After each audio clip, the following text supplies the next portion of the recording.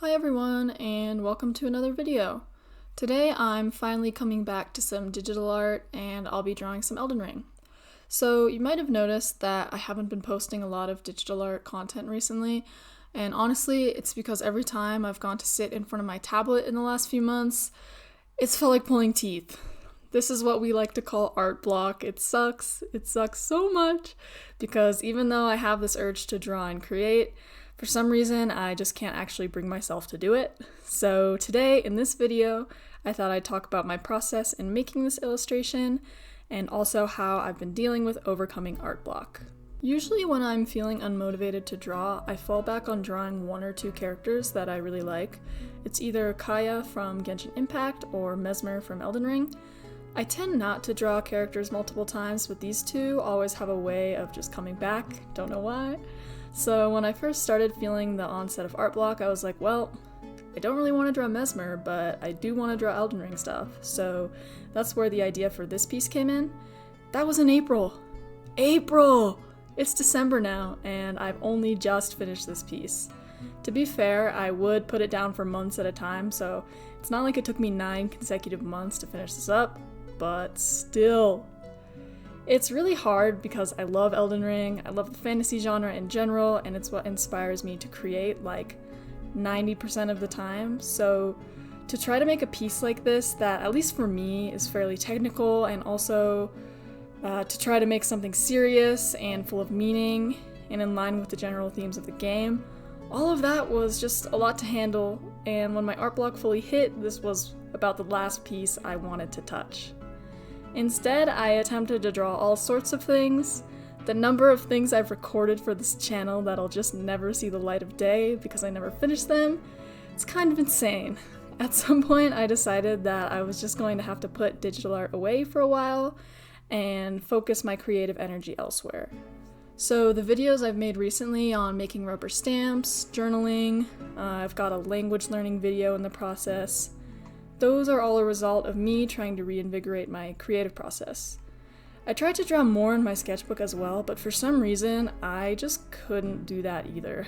I think a lot of it was the pressure to create something polished that had the potential to be shown on this channel, when really I should have been focusing on just finishing something, even if it wasn't very good.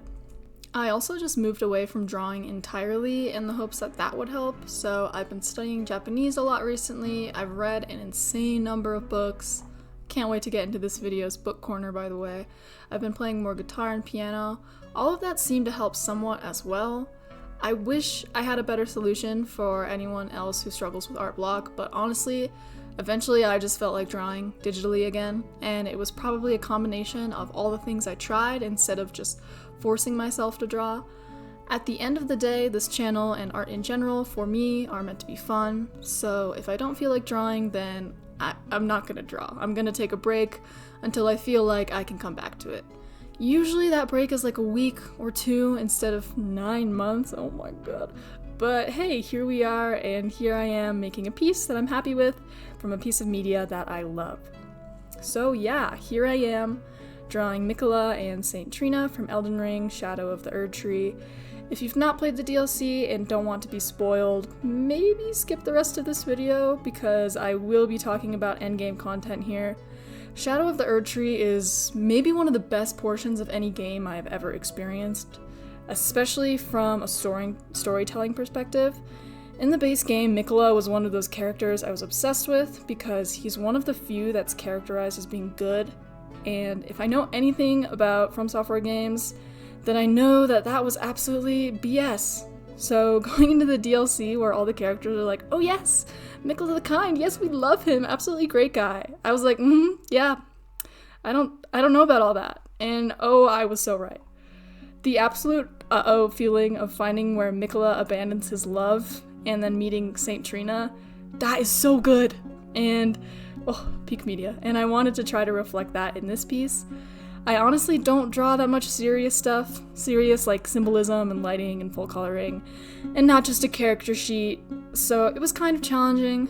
I think the last piece I drew that had these kind of vibes was the Land of the Lustrous one, which I'll put up on the screen here. So here I wanted to focus on body horror and more realistic shading and facial features than I normally do. My mom just sneezed in the background, I hope you didn't hear that. As you can see, I died a little inside trying to draw and shade Trina's face in detail, and while I'm happy with the way it turned out, I think it's definitely something I could do better. Same thing with the hair. I feel like somehow the hair especially is very flat looking and doesn't really match with the shading style of the rest of the piece, but it is what it is. As for the colors and values, I knew from the beginning that I wanted to use more yellows and warm grays with Miquella, and more purples and cool grays with Saint Trina. I would bet that this was a purposeful choice of the From Software team when they made these characters to choose contrasting colors, because while Saint Trina and Miquella are technically the same person, like in the same body, you know, they're not. They're very different. God, I love Elden Ring symbolism. I should really draw more fan art, because then I'll have an excuse to talk about lore and design and all that. Back to colors though, I did have a bit of a problem when it comes to values because I made everything really desaturated and really light. Both of their palettes feature mainly light colors, so I kind of had to get creative with how to shade things so that you can actually differentiate between the different parts of each character. In the end, I kind of copped out and added in some line art / outlines, which I think is definitely a crutch of mine and one I need to work on, but it turned out looking okay, so I won't complain for this piece. Also, at the very end, I actually kind of cut it out because I didn't know what I was doing when I got to this point of the recording, but at the very end I do adjust the saturation a lot on the colors, so the final piece we'll be seeing is a lot more saturated than what you see in most of this video. On a really unrelated note, I wanted to talk about some channel logistics real quick, in case anyone has an opinion on this particular thing. I've been playing around with fully captioning my videos in English because I know that the auto-generated YouTube ones just suck, and I also hate AI. So for the only video, so far the only video I've updated the captioning on was my video about making a Sona, and I'll probably have real captioning here too, assuming that I stick close to the script. I just wanted to know if this is something that anyone has a hard opinion on, because I'll be a lot more motivated to update the closed captioning if I know that people are benefiting from using them. I'm also working on adding alternate captioning in Japanese, more so for my own benefit than anything else because it's just good practice, but that's going to be much slower. Anyways, let me know if y'all have any opinions on that. I don't really have much more to say on art block or my process for this piece, so I'm going to move on to my favorite part of each video, which is Book Corner! Woohoo! I should really make like some sort of logo or animation for Book Corner because I include it all the time.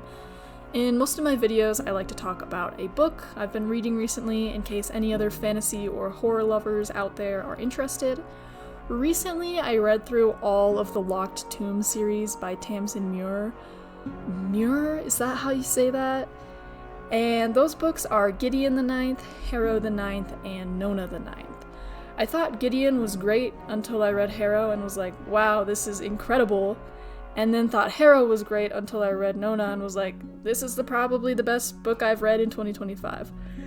I can't really say much about the second book or third books without giving major spoilers, but what I really love about each book, Nona in particular, is that they're like puzzles. You're immediately dropped into a very complex and real-seeming world with characters that have established relationships and histories, and it's up to you to figure out what is happening, what everyone is talking about, and what everything means. I really hate reading a book where the author holds your hand and takes you step by step through the significance of things. I would much rather just figure it out for myself and draw my own conclusions because I think that makes reading way more engaging. If you're like me and also feel this way, then this series is definitely for you. Guys, it's so good, I can't even. And then once you finish reading all three, we can commiserate on the fact that the fourth book isn't out yet. Woohoo! To try to sell you on the first book, it's about a bunch of necromancers tasked with solving a murder mystery / treasure hunt in a haunted mansion. The main narrator, Gideon, has a really strong voice, and Tamsin Muir has a writing style that's simultaneously complex and serious while also being like hilarious and kind of stupid, and I just love that. To be fair, I think some of the dialogue strays a little too far into meme territory. Like, I could definitely tell that some of the like references she made in there, I was like, I understand what you're talking about, but this is not going to age well in 10 years. But for the most part, I thought it was a really fun read, and I can't emphasize more how awesome books 2 and 3 are. Like, oh man, you have to read it. And I don't even like sci-fi, and I read these books and I was like, oh my god, like these are so good. This is maybe a longer book corner than usual, but I hope you liked it. So yeah, that's the Locked Tomb series by Tamsin Muir. If you're interested, definitely go check it out. Would highly recommend. As I get closer to the end of this video, I also wanted to take the time to thank all of you for your recent support, especially on my journaling video.